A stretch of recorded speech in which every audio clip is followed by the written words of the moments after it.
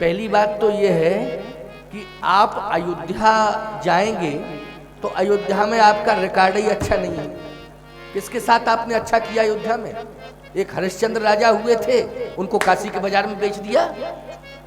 क्यों भाई, विश्वामित्र जी ने किया था कि नहीं किया था? हरिश्चंद्र जी को अयोध्या के राजा थे तो गए अयोध्या और पूरा राजपाट ले लिया और जाके काशी के बाजार में परिवार के समेत बेच दिया। तो क्या एक तो ये स्थिति जुड़ी अयोध्या के साथ जुड़ी, कौन सा मुंह लेके जाओगे? दूसरा प्रमाण ये है कि वहां के राज पुरोहित कुल पुरोहित वशिष्ठ जी, उनके 100 बेटे जला के भस्म कर दिए। अब आप जाओगे तो इस उम्मीद के साथ जाओगे कि राम जी मिलेंगे आपको। विश्वामित्र जी ने कहा कि राम तो प्रतिशोध को समाप्त करने के लिए आए हैं। इसको समाप्त करने के लिए, प्रतिशोध समाप्त करने आए हैं। राम अवगुणों को समाप्त करने के लिए आए हैं, संतों को दोषों से दूर करने के लिए आए हैं। संतों को दोषों से, संतों के जीवन में दोष ना आए। क्यों? एकमात्र उसके लिए विकल्प राम है। हम लोग राम का नाम इसलिए जपते हैं कि हमारे जीवन में दोष ना आने पाए। मुख्य बात यही है, सुन लो, ये राम का नाम कवच है। क्या है? कवच है। या तो राम आ जाए, वो बचा सकते हैं दोषों से, या राम का नाम बचा सकता है। तो कलयुग में राम का नाम ही आधार है कि दोषों से बचा सकता है, और कोई उपाय नहीं, कोई उपाय नहीं है, केवल राम का नाम। इसलिए हम महात्मा लोग जो है हमेशा ही राम राम राम राम राम राम राम राम कहते ही रहते हैं, क्योंकि बचने का एक ही उपाय है, ये राम का नाम रक्षा करेगा। तो विश्वामित्र जी ने कहा कि ये मेरे जीवन का दोष है कि मुझे क्रोध आया और मैंने वशिष्ठ जी के पुत्र भस्म कर दिए। और सुन लीजिए, मेरे जीवन का एक और भी दोष है। क्या? कि मैं यज्ञ तो कर रहा था, लेकिन यज्ञ में किसी को आमंत्रित नहीं कर रहा था। तो राक्षस आ जाते थे, और वशिष्ठ जी ने अयोध्या में यज्ञ किया तो श्रृंगी ऋषि वशिष्ठ बुलावा, संतों को बुलाया उन्होंने, तमाम संतों को बुलाया, लेकिन हमने तो किसी को बुलाया ही नहीं। ये भी एक दोष है, ये भी एक दोष है कि हम इतने बड़े संत हो गए हैं कि हम अपने के आगे किसी को मानते ही नहीं है साहब, कि कोई दूसरा है ही नहीं, हम ही है सब कुछ। वशिष्ठ ने कहा कि मैं ज्ञानी हूं, लेकिन श्रृंगी ऋषि का सम्मान है, आदर है, क्योंकि यज्ञ मेरे परिक्षेत्र में हो रहा है। तो हमारा धर्म कहता है कि मैं अनंत संतों को, दूसरे संतों को बुला करके सम्मानित करूं। इसलिए श्रृंगी ऋषि को विशेष सम्मान दिया, वामदेव जी को विशेष सम्मान दिया, अनंत ऋषियों को बुला करके सम्मानित किया। विश्वामित्र जी बोले, बस मेरे जीवन की सबसे बड़ी कमी, ये दोष यही है कि मैंने जब जब यज्ञ करने की कोशिश की, किसी को बुलाया ही नहीं। यही सोचा कि मैं कर लूंगा यज्ञ, मैं स्वयं करूंगा यज्ञ, हमें किसी की जरूरत ही नहीं। ये अभिमान, ये सबसे बड़ा दोष है। इसलिए विश्वामित्र की तपस्या आज काम नहीं कर रही है, क्योंकि तपस्या का दुरुपयोग हो रहा है। अभिमान भी आ गया और पता नहीं क्या क्या उन्होंने कर डाला तपस्या के बल पर। इसलिए आज मैं पश्चाताप कर रहा हूं। भगवान की शरण में जाने से ही ये दोष दूर होगा। तो दोष है कौन? जो बोले सबसे बड़ा आक्रमण करने वाला मारीच, मारीच ही दोष है। वो बोले स्वभाव क्या है? बोले स्वभाव दुख है। बोले दोष जब जीवन में आएगा तो दुख को बुलाना नहीं पड़ेगा, बिना निमंत्रण के आ जाएगा। और दोष यदि दूर हो जाएगा तो जो दुख है वो अपने आप नष्ट हो जाएगा, प्रयास करने की जरूरत नहीं पड़ेगी। और ये संभव कब है, दोष दूर कब होगा? जब भगवान की शरण में संत जाएगा तो उसके जीवन का दोष दूर हो जाएगा। इसलिए अब मैं भगवान की शरण में जा रहा हूं, ये दोष जो है इसको दूर करने के लिए जा रहा हूं। तो मारीच रूपी दोष भी दूर होगा और जो अभिमान रूपी दोष है वो भी दूर होगा। इसलिए भगवान की शरण में दोषों को दूर करने के लिए जाया जाता है। सुबह शाम भगवान के मंदिर में जाया करो, क्योंकि दिन भर के जो दोष होंगे वो सब दूर हो जाएंगे। समझ गए हो कि नहीं? ये सब दूर, इसलिए दर्शन करने के लिए जाया करो। दोषों को दूर करना है तो भगवान की शरण में जाओ, कोई उपाय नहीं है। इसलिए अब मैं दोषों को दूर करने के लिए जा रहा हूं। तब मुनिवर मन की न विचारा, प्रभु अवतरऊ हरन महि भारा। याहू मिस देखो पद जाई, कर बिनती आनो दो भाई।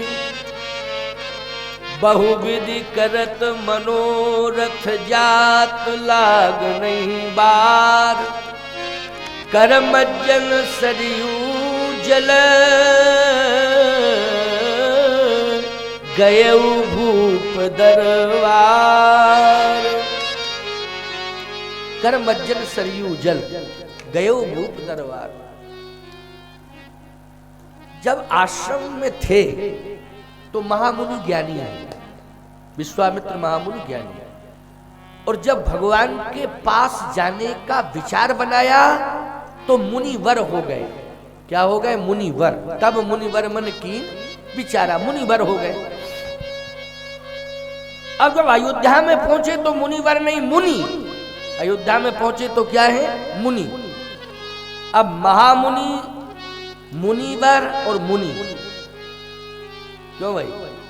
महामुनि अयोध्या में है और अयोध्या से जब चले तो मुनिवर चले, और अयोध्या में पहुंचे तो वर नहीं मुनि पहुंचे। और जब महाराज श्री दशरथ के सामने पहुंच गए और राम जी को मांग दिया तो फिर विप्र वचन नहीं कहे, बिचारी विप्र रह गए। क्या रह गए? विप्र रह गए। अब यहां मुनि भी नहीं रहे, केवल विप्र हो गए।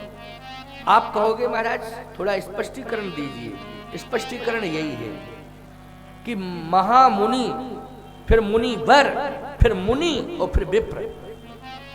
तो आप कहोगे तो सम्मान घट रहा है, डिमोशन। इसको क्या कहते हैं? डिमोशन। ये तो सम्मान घट रहा है। महामुनि थे आश्रम में, लेकिन भगवान के पास जाने का विचार बनाया तो मुनिवर हो गए, वहां हट गया। और जब भगवान के धाम में पहुंच गए तो मुनि रह गए केवल, वर भी हट गया। और जब बिल्कुल भगवान को मांग लिया तो विप्र रह गए। तो फिर ये बात समझ में नहीं आ रही है कि ये तो सम्मान घट गया। भगवान के पास जाने से सम्मान घटता है क्या? याद रखना, ये सम्मान पाने की इच्छा ही अभिमान का कारण है। क्या है? अभिमान का कारण है। और भगवान को प्राप्त करने के लिए ज्यों ज्यों तुम आगे बढ़ो त्यों तो सम्मान को पीछे करते जाओ। सम्मान को आगे नहीं, क्या करना है? सम्मान को पीछे करना है। सम्मान पीछे होता जाएगा तो भगवान आगे पास में आ जाएगा, आगे आएगा और पास में आएगा। और सम्मान को यदि आगे रखोगे तो फिर भगवान दिखाई नहीं देगा, छिप जाएगा वो। और सम्मान को यदि पीछे करते जाओगे तो भगवान पास में आता जाएगा। यही हुआ। विश्वामित्र जी महामुनि वाला सम्मान पीछे किए, फिर मुनिवर वाला सम्मान भी छोड़े, फिर मुनि वाला सम्मान आया उसको भी छोड़े। इसके बाद केवल विप्र हो गए तो भगवान पास में आ गए। आ गए पास में। कैसे आए अब सुनो जरा। चौथे पन पाए सुतचारी। महाराज दशरथ से विश्वामित्र जी ने यही कहा कि मुझे सम्मान नहीं चाहिए, तुम्हारे घर में भगवान का जन्म हुआ है इसलिए मुझे भगवान चाहिए, सम्मान नहीं चाहिए, भगवान चाहिए। भगवान कहाँ है? मेरे सामने लाओ। कहे महाराज भगवान क्या चाहते हैं आप? मैं अपना यज्ञ करना चाहता हूं। वो यज्ञ मारी स्वाऊ जैसे राक्षस संपन्न नहीं होने दे रहे हैं, इसलिए उनसे युद्ध करना है, उनको नष्ट करना है, तभी मेरा यज्ञ सफल होगा।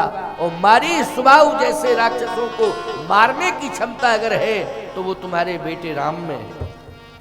इसलिए राम कहाँ? कहे महाराज वो तो 15 वर्ष के बच्चे हैं, हम सेना भेज दें या अपने साथ आपके साथ स्वयं चले चले, सेना जाएगी राक्षसों को मारेगी, हम स्वयं चले, वो तो 15 वर्ष के बालक है। कहे दशरथ 15 वर्ष के बालक हैं, इसका मतलब है कि तुम अज्ञानी हो,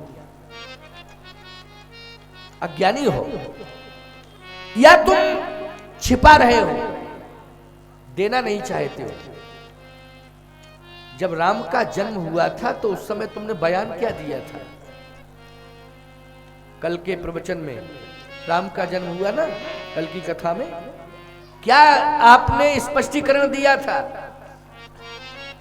महाराज दशरथ ने स्पष्टीकरण दिया था, जाकर नाम सुनत शुभ होई, मोरे ग्रह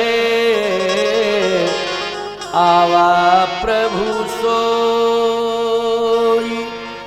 मेरे घर में प्रभु आया है। कौन आया है? प्रभु।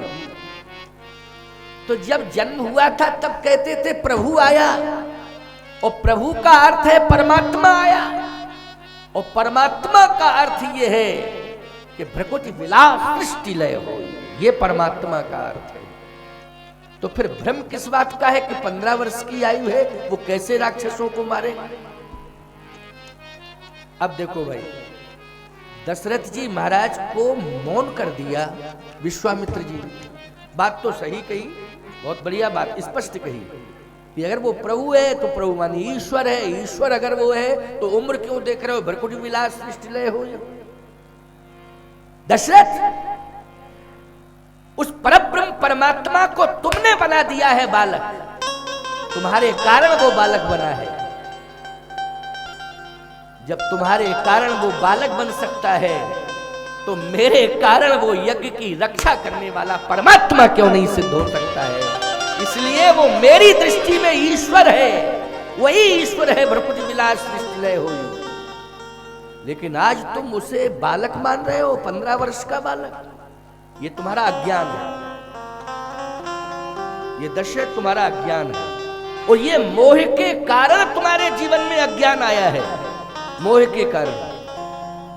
अच्छा एक बात बताओ, जिनके जीवन में ज्यादा मोह आ जाता है वो अज्ञानी हो जाता है। बड़ा ज्ञानी क्यों ना हो, लेकिन मोह जैसे ही आ जाता है तो ज्ञान पर ग्रहण बन के आता है मोह। मोह क्या होता है? ज्ञान पर ग्रहण बन के आता है। याद रख लेना, ज्ञान पर ग्रहण बन के क्या आता है? मोह ही ग्रहण है ज्ञान का। बड़े बड़े लोगों को देख लीजिए आप कि जब जब भी बड़े बड़े ज्ञानी मोह में फंसे तो अज्ञानी बन गए। मोह ने उन्हें क्या बना दिया? अज्ञानी बना दिया। महाभारत में देख लीजिए आप, धृतराष्ट्र मोह के कारण अज्ञानी हो गया कि नहीं हो गया? सर्वनाश करा लिया उसने मोह के कारण। मैं एक बात कहता हूं, हस्तिनापुर से मेरा मोह है, ये शब्द भीष्म पितामह का है। यही शब्द है ना भीष्म पितामह का कि हस्तिनापुर से मेरा मोह है। मैं हस्तिनापुर से बंधा हुआ हूं, मेरा हस्तिनापुर की सत्ता से मोह है, क्योंकि मैंने हस्तिनापुर का अन्न खाया है, इसलिए मैं बंधा हूं। ईमानदारी से बताओ, सत्ता से मोह किया तो इतना बड़ा ज्ञानी भीष्म जैसा अज्ञानी हो गया कि नहीं? वही विदुर जी को देख लीजिए कि भाड़ में जाए ऐसा हस्तिनापुर, ऐसी सत्ता जो अनीति पर चल रही हो सत्ता, जिस हस्तिनापुर ने असत्य को स्वीकार किया हो, अनीति को स्वीकार किया हो, अधर्म को स्वीकार किया हो, उस सत्ता को मैं स्वीकार नहीं करूंगा, उसका बहिष्कार करता हूं। ये किसने कहा था? विदुर जी ने कहा था। वो लोग कहा था कि नहीं कहा था? और बोलो, हस्तिनापुर का त्याग किया विदुर ने कि नहीं किया? हस्तिनापुर का त्याग किया विदुर ने, लेकिन हस्तिनापुर की सत्ता का त्याग भीष्म पितामह ने नहीं किया। और नहीं किया तो याद रखना परिणति क्या हुई, इच्छा मृत्यु का वरदान पाने के बाद भी 6 महीने तक बाणों की सैया पर लेटे रहे और मौत का इंतजार करते रहे। बोलो परिणाम सामने आ गया कि नहीं आ गया? परिणाम सामने आ गया। तो सीधी सी बात यह है, और तमाम प्रमाण है अज्ञानता के, ऐसी बात नहीं है। यद्यपि भगवान की लीला है, ये ज्यादा हम कुछ कहना नहीं चाहते हैं, लेकिन बहुत सारे प्रमाण हैं। प्यारे आशीर्वाद देना चाहते हैं दुर्योधन की पत्नी को। बोलो देना चाहते हैं कि नहीं देना चाहते हैं?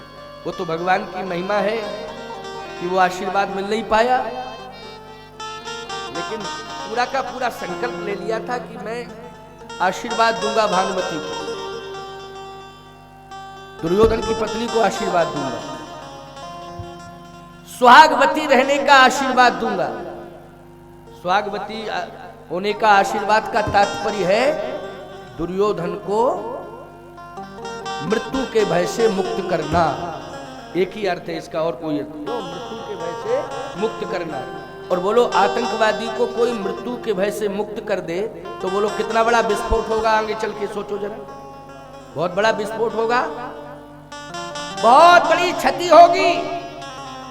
अगर असामाजिक तत्वों को प्रोत्साहन मिलेगा या किसी महापुरुष की तपस्या का आशीर्वाद मिलेगा तो बहुत बड़ा राष्ट्र का अहित होगा, बहुत बड़ी क्षति होगी। और ये तपस्या का दुरुपयोग कर रहे थे भीष्म पितामह के, दुर्योधन को आशीर्वाद दे दिए और इधर भानुमति को सुहागवती होने का आशीर्वाद देना चाहते हैं। अरे ऐसी दशा में तो मौन रहना चाहिए था, लेकिन मोह आ गया। हस्तिनापुर की सत्ता से मैं बंधा हूं, हस्तिनापुर के साथ मेरा मोह है। बस इसी कारण अज्ञानता का अंधकार छा गया, आंखों में अज्ञानता का अंधकार छा गया भीष्म जैसे ज्ञानी के सामने। और इच्छा मृत्यु का वरदान पाने के बाद भी 6 महीने तक बाणों की सैया पर लेटकर मौत का इंतजार करना पड़ा। विश्वामित्र जी कहते हैं, दशरथ राम को तुम पुत्र मत समझो, राम को तुम संतान मत समझो, राम को तुम इंसान मत समझो। राम ब्रह्म परमार्थ रूपा, राम ब्रह्म है। राम यज्ञ की रक्षा के लिए आए हैं, राम संतों की रक्षा के लिए आए हैं, राम दुष्टों के वध के लिए आए हैं। इसलिए दुष्टों का वध तो राम के द्वारा होगा, अवस्था से कोई लेना देना नहीं है। इनके रोम रोम में अनंत शक्तियां निवास करती हैं, इसलिए अज्ञानता को दूर करो।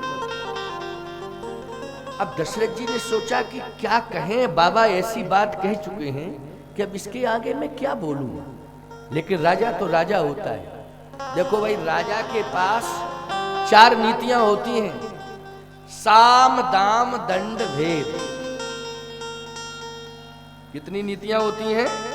साम दाम दंड भेद, 4 नीतियां होती हैं। सम्मान किया है महाराज श्री दशरथ ने विश्वामित्र जी का, ये साम नीति हो गई। मागो भूम धेन धन कोशा, सर्वस आज देव से रोसा, ये दाम नीति हो गई। जो कुछ है सब ले जाओ महाराज, आप ही का है। लेकिन राम देत नहीं बनत गुसाई, राम नहीं दे सकता हूं। क्यों? यहां पर भेद नीति का प्रयोग किया गया, भेद नीति का, भेद नीति का प्रयोग। हाँ, आप कहोगे कि महाराज कहां से भेद नीति आ गई, तो सुन लीजिए, समझ लीजिए भेद नीति कैसे, स्पष्टीकरण दे रहा हूं। दशरथ जी के मन में एक बात आई कि राम को ये चाहे भगवान समझे चाहे जो भी समझे, ये इनकी सोच है और मेरी भी सोच है कि राम क्या है, ये मैं भी समझ रहा हूं। लेकिन सही बात तो ये है कि मैं राम को देना नहीं चाहता हूं, राम को मैं देना नहीं चाहता हूं। कोई अमूल्य वस्तु आपके पास हो, अमूल्य, तो अमूल्य वस्तु यदि आपके पास है तो आप क्या ये चाहेंगे कि ये दूर हो जाए मुझसे? नहीं चाहेंगे।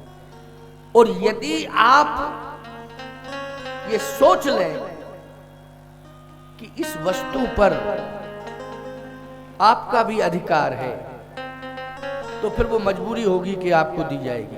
आपका भी अधिकार है, लेकिन ये समझ लें कि मेरा ही अधिकार है, तो फिर वो वस्तु आपको नहीं दी जाएगी। अब दशरथ जी ने कहा मैं ये नहीं कह सकता हूं स्पष्ट रूप से कि मैं राम को बिल्कुल नहीं दूंगा, आप कुछ भी कहो। उन्होंने तुरंत कहा देखिए महाराज, राम मेरे पास तो हैं, लेकिन राम धरोहर के रूप में है मेरे पास। अच्छा, तो राम पर सही अधिकार किसका है? दशरथ जी ने कहा यदि आप ज्ञानी हैं तो आप ही बताइए कि राम का अधिकार किस पर है और राम पर किसका अधिकार है और राम का किस पर अधिकार है। विश्वामित्र जी ने कहा देखो, पहला अधिकार तो संतों का बनता है राम का। पहला अधिकार किसका बनता है? संतों का, साधु संतों का पहला अधिकार। आप लोगों का भी है, भक्तों का, लेकिन पहला अधिकार है साधु संतों का, राम का। तो हम संत नहीं है क्या? अगर साधु संतों का अधिकार है तो हम संत हैं कि नहीं? ये क्या मानते हो तुम, पहले ये बताओ। कहे महाराज संत हैं आप, हम मानते। तो जब संतों का अधिकार है तो हम ही तो मांग रहे हैं राम को। जब संतों का अधिकार है तो दे दो राम को। कहे महाराज सुन तो लीजिए, राम को जिसने इस धरती पर उतारा है और पूरा प्रयास किया है, वो प्रयास करने वाला जो संत है, प्रमुख रूप से उस संत का पहला अधिकार है। तो बोले उसका नाम बताओ। कहे वशिष्ठ जी महाराज ने यज्ञ कराया, उसी यज्ञ से प्रसाद दिया अग्निदेव ने, और प्रसाद बांटा गया, उसी से राम आ गए। कल की कथा में यही सुना था ना। अच्छा अच्छा अच्छा, तो इसका मतलब क्या है? इसका मतलब ये कि वशिष्ठ जी महाराज का पहला अधिकार है और फिर सब संतों का है, आप सबका है। लेकिन वशिष्ठ जी महाराज ने हमें दिया है राम को। किसने दिया है? श्री वशिष्ठ जी महाराज ने राम जी को हमारे हाथों में सौंपा है, यज्ञ के माध्यम से सौंपा है। वो अगर कह दें तो हम दे दें राम, उनका अधिकार है, वो कह दें तो दे दें। अगर वो नहीं कहेंगे महाराज तो हम ऐसे कैसे? आप उनसे मांग लो, आप मांग लो उनसे, वो कह दे कि ना दे दो, हम तुरंत दे देंगे, कोई दिक्कत नहीं। अच्छा, दशरथ जी ये सोच रहे थे कि वशिष्ठ जी महाराज इसलिए नहीं कहेंगे क्योंकि 100 बेटे पहले ही मार चुके हैं, उनके भस्म कर चुके हैं। तो वशिष्ठ जी ये कैसे कह देंगे कि नहीं नहीं दे दो दे दो दे दो। दशरथ जी सोच रहे हैं वो मना कर देंगे कि नहीं नहीं देने की जरूरत नहीं है, हमारे 100 बेटे पहले ही भस्म कर चुके हैं, अब तुम अपने बेटे मत दो, देने की जरूरत नहीं। प्यारे, संत जो होता है ना, वो प्रतिशोध को जन्म नहीं देता है। ये नहीं सोचता है कि तुमने अगर मेरे साथ ऐसा किया तो मैं बदला लूंगा इसका। ये साधु की भावना नहीं होती, ये तो सामान्य लोगों की भावना है। तो यही अंतर है। अगर वो साधु की ये बदला लेने की भावना हो जाए कि तुमने मेरे साथ ऐसा किया तो मैं तुम्हारे साथ ऐसा करूंगा, तो साधु नहीं है वो साधु है ही नहीं। साधु कभी प्रतिशोध का जीवन जीता ही नहीं है। साधु स्वभाव से विनम्र होता है। क्या होता है? विनम्र होता है। इतना विनम्र होता है कि संत हृदय नवनीत समाना, नवनीत समाना। मक्खन कितना मुलायम होता है, बोलो। मक्खन, अब कल्पना करो मुलायम बहुत होता है मक्खन। इतना मुलायम हृदय, इतना कोमल हृदय साधु का होता है। वशिष्ठ जी महाराज तो बहुत महान है। वो तो कभी ये प्रतिशोध रखेंगे ही नहीं कि 100 बेटे मार दिए, क्या किया क्या नहीं किया। अरे जब बेटे मरे थे वशिष्ठ जी के, 100 बेटे जल के भस्म हुए थे, तो किसी ने कहा था जाके वशिष्ठ जी महाराज से कि 100 बेटे भस्म कर दिए हैं। क्या सोचा आपने? अरुंधति जी रो रही थी, क्या सोचा आपने? वशिष्ठ जी ने कहा कि वो इतनी ही आयु लेके आए थे, वो इतनी आयु लेके आए थे, बस वो अपना काम पूरा करके चले गए। अब आवश्यकता ही नहीं थी इस धरती पर उनकी, तो वो चले गए। भगवान ने भेजा था और मृत्यु योग उनका था, और इसी विधान से उनका मृत्यु योग जुड़ा हुआ था। तो जो विधान था वो पूरा हो गया। तो ये विधान विश्वामित्र का नहीं है, ये विधि का विधान है। देखिए आप वशिष्ठ जी का कहना क्या है, ये विश्वामित्र जी का विधान नहीं है, ये विधि का विधान है। तो जो विधि का विधान है वो पूरा होना चाहिए। और याद रखना, भगवान राम का भी वनवास का विधि का विधान था। इसलिए वशिष्ठ जी महाराज ने एक ही बात कही थी, वेग विलंब न करिए नृप, साजिए सकल समाज, लेकिन सुदिन सुमंगल तब ही जब राम होए जुवराज। तब ही जब, ये नहीं कहा अवही, तब ही मानी भविष्य पर छोड़ दिया कि अभी विधान नहीं है, विधान के विपरीत काम मत करो, ऐसा होगा ही नहीं। तो राम जी को वन जाना पड़ा कि नहीं जाना पड़ा। इसलिए वशिष्ठ जी कभी विधि के विधान में व्यवधान नहीं बनते हैं। वो कहते हैं जो विधि का विधान है वो पूरा होगा। इसलिए ये मेरे पुत्रों के साथ जो घटना घटी, ये क्या है, विधि का विधान है। माध्यम विश्वामित्र जी बन गए, लेकिन विधि का विधान है। इसलिए इसे विधान मान करके बस समस्या का समाधान समझ लेना चाहिए, इसमें व्यवधान बनने की आवश्यकता नहीं है। बस इतना कह करके उन्होंने उस समय पटाक्षेप कर दिया। आज दशरथ जी सोच रहे हैं कि विश्वामित्र जी महाराज से कह देंगे गुरुदेव वशिष्ठ जी, जाओ बाबा, हम जानते हैं तुमको, तुमने क्या किया मेरे बेटों के साथ में, अब राम जी कहीं नहीं जाएंगे, ऐसा सोच रहे थे। लेकिन विश्वामित्र जी इस बात को जानते हैं कि वशिष्ठ जी महान संत हैं, साधारण नहीं है। वो निश्चित रूप से धर्म की रक्षा के लिए, यज्ञ की रक्षा के लिए वो राम को देंगे, क्योंकि इस मर्म को जानते हैं कि राम अयोध्या की सोने की दीवार के अंदर रहने के लिए नहीं आए हैं, न सोने के पालने में झूलने के लिए आए हैं, और न मणि जटी टंगनाई में खेलने के लिए आए हैं। ये राम तो यज्ञ की रक्षा करने के लिए आए हैं, संतों की रक्षा करने के लिए आए हैं। ये राम सोने की चार दीवारी के अंदर रहने के लिए नहीं आए। विश्वास का बुलाओ। वशिष्ठ जी महाराज को बुलाया गया राज दरबार में। बड़ा सुंदर दृश्य है। वशिष्ठ जी महाराज को बुलाया गया राज दरबार में, और जैसे ही वशिष्ठ जी महाराज प्रवेश करते हैं, देखा विश्वामित्र जी बैठे हैं। तो याद रखना, आसन बैठने के लिए उचित आसन था बैठने के लिए, लेकिन उस उचित आसन की ओर नहीं गए वशिष्ठ जी महाराज। विश्वामित्र जी जिस आसन पर बैठे थे उधर ही गए। तो देखने वालों ने सोचा कि देखो देखो देखो, अपनी आसन की ओर नहीं गए, जहां विश्वामित्र बैठे उधर ही जा रहे हैं। लगता है कि टकराव की स्थिति बन गई। देखने वाले होते हैं, क्या करोगे, टकराव की स्थिति बन गई। और जैसे विश्वामित्र जी के समीप पहुंचे वशिष्ठ जी, उसी समय विश्वामित्र जी खड़े हो जाते हैं। और जब विश्वामित्र जी महाराज खड़े हुए तो वशिष्ठ जी महाराज ने विश्वामित्र की भुजाओं को पकड़ा और हृदय से लगा लिया। अब दोनों संत हृदय से हृदय मिलाकर मिल रहे हैं। पूरी अयोध्या देख रही है कि दोनों संत क्या कर रहे हैं, हृदय से हृदय मिलाकर मिल रहे हैं। दोनों संतों की आंखों में आंसू हैं।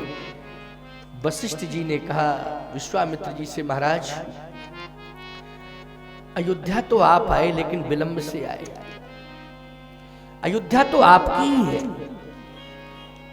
ये जितने भी राजा बने हैं हरिश्चंद्र के बाद, वो आपकी कृपा से बने हैं। सबकी अनुकंपा नियुक्ति हुई है, समझ गए हो कि नहीं?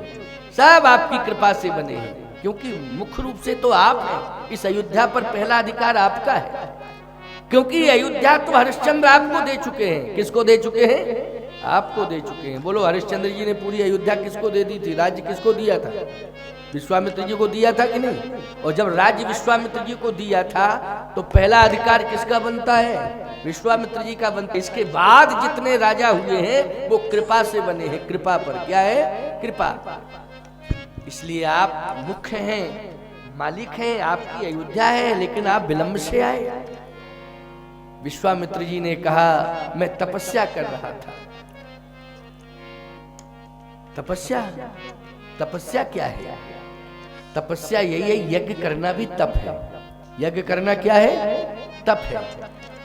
लेकिन मेरा तप पूरा नहीं हो पा रहा है, व्यवधान हो जाता है। महाराज क्या व्यवधान होता है? कहा जब जब भी मैं यज्ञ करता हूं हमारी स्वभाव आकर के व्यवधान कर देते हैं, यज्ञ सफल ही नहीं हो रहा है।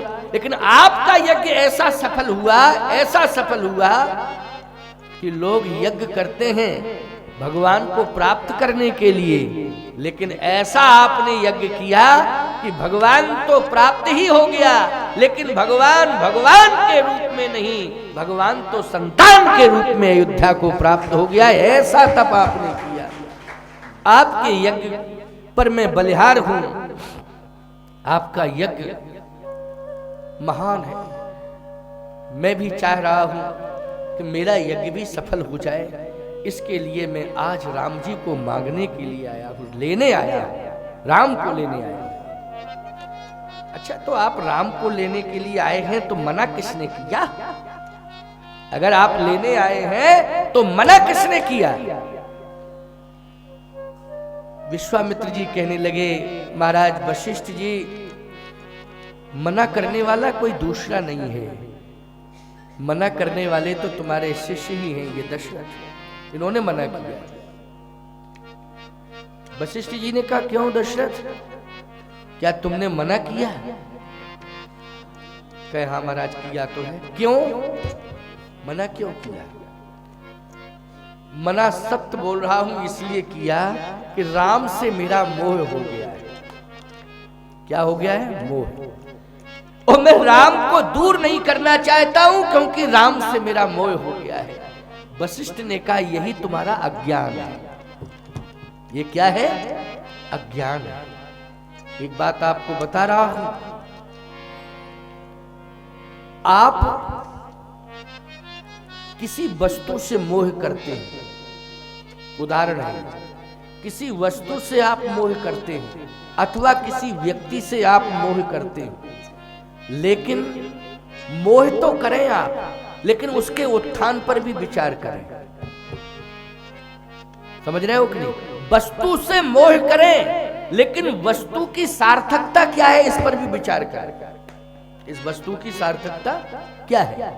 जैसे आपने फल लिया, प्रसाद के माध्यम से आपको फल मिला, ये प्रसाद मिला, अब आप उससे मोह कर रहे हैं, हमारा प्रसाद है, आप धरे रहो, उसको खाओ ना या किसी को बांटो ना, तो बोलो वो किसी काम का रहेगा प्रसाद? जल्दी हो ना, तो आप खा रहे ना किसी को बांट रहे हो, धरे हो, मेरा प्रसाद मुझे मिला है, मेरा प्रसाद मुझे मिला है, तो बोलो किसी काम का रहेगा वो प्रसाद?